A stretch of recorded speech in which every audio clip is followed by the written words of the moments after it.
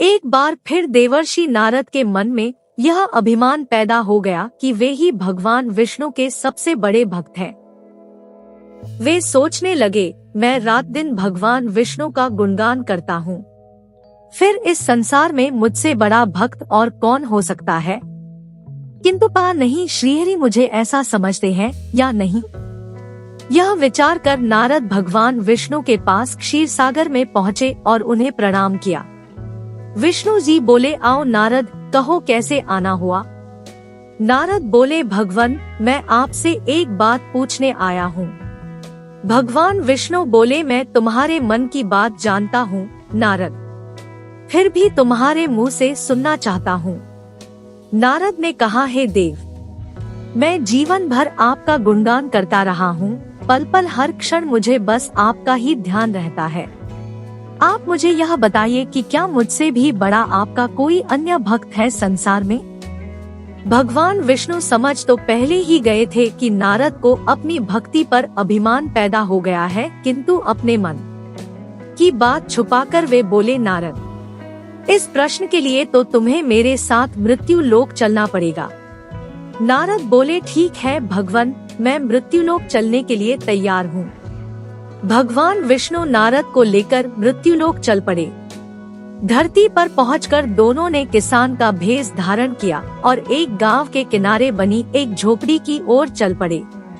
विष्णु बोले, नारद, मेरा एक बहुत बड़ा भक्त यहाँ इस कुटिया में रहता है। आश्चर्य है, क्या मुझसे बढ़कर भी किसी की भक्ति हो सकती है। नारद के मुख से निकला, क्या वह भी मेरी तरह आपका ध्यान लगाए रहता है। आओ स्वयं ही जान लोगे। विष्णु ने कहा और उस कुटिया की ओर बढ़ गए। किसान उस समय कुटिया के बाहर अपनी गाय को बांध रहा था। उसके मुख से हरि हरि गोविंद का स्वर निकल रहा था। किसान भेषधारी विष्णु ने उसके निकट जाकर नारायण नारायण कहा तो किसान ने विनीत स्वर में पूछा, आप कहाँ से आए हैं भद्र, मेरे लिए कोई सेवा हो तो निसंकोच बताइए। किसान वेशधारी भगवान विष्णु ने कहा, हम नगर जा रहे हैं, पर अंधेरा घिरने लगा है। वन में जंगली पशुओं का डर है, इसलिए रात भर आश्रय चाहते हैं। किसान ने प्रसन्न भाव से कहा, मेरी कुटिया में आपका स्वागत है भद्र, और जो रूखा सूखा घर में है आपके लिए हाजिर है। भगवान ने मुझे आप लोगों की सेवा करने का अवसर दिया है, बड़ी कृपा हुई उनकी। बाहर दालान में एक खटिया पर दोनों को बिठाकर किसान अंदर गया और अपनी पत्नी से कहा, देवी, दो अतिथि आए हैं। किसान की पत्नी उस समय अपने बच्चों को भोजन परोस रही थी। धीरे से आटे का बर्तन दिखाती हुई बोली, घर में इतना सा ही आटा है और ये बच्चे और भोजन मांग रहे हैं। किसान बोला, कोई बात नहीं, हम अतिथियों को भरपेट भोजन कराएंगे, तुम बच्चों को आज कांजी बनाकर पिला देना। नारद और भगवान विष्णु ने उन दोनों का सारा वार्तालाप सुना, फिर भी परीक्षा के लिए भोजन की थाली पर बैठ गए।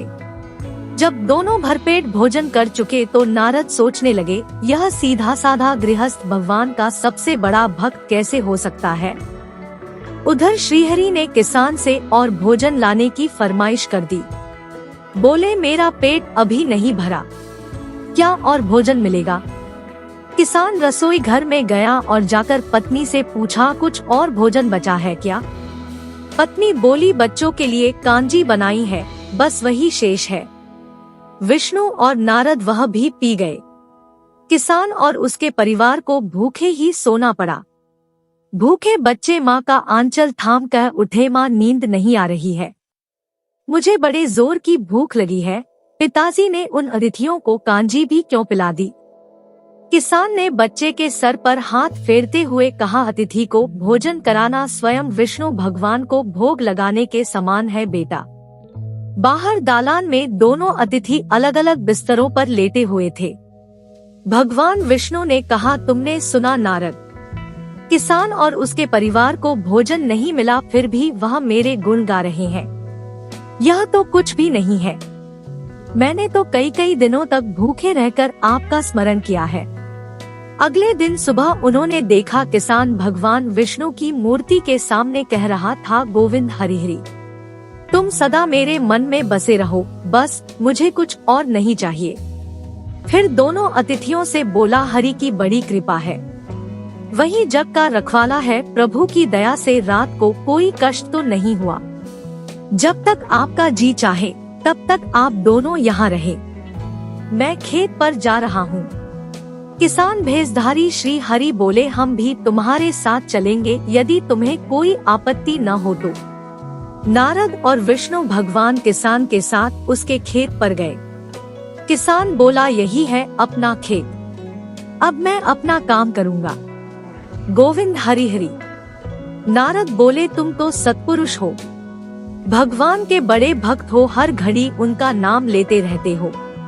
किसान बोला, अरे कहा, काम से जब भी थोड़ा बहुत समय मिलता है तभी उनका नाम लेता हूँ।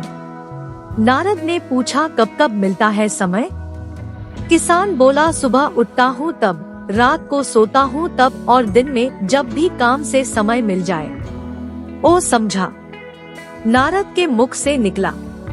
दोनों जब किसान से विदा लेकर चले तो नारद ने व्यंग्यात्मक स्वर में कहा, आपने सुना भगवान, वह सुबह शाम 2 बार ही आपका स्मरण करता है, जबकि मैं हर समय ध्यान करता हूँ, फिर भी आप उसे महान भक्त बताते हैं।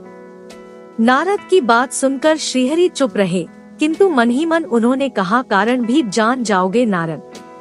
विष्णु ने एक कलश को तेल से लबालब भरकर नारद को दे दिया और बोले, नारद इसे अपने सिर पर रखकर बिना हाथ लगाए सामने वाली पहाड़ी तक ले चलो।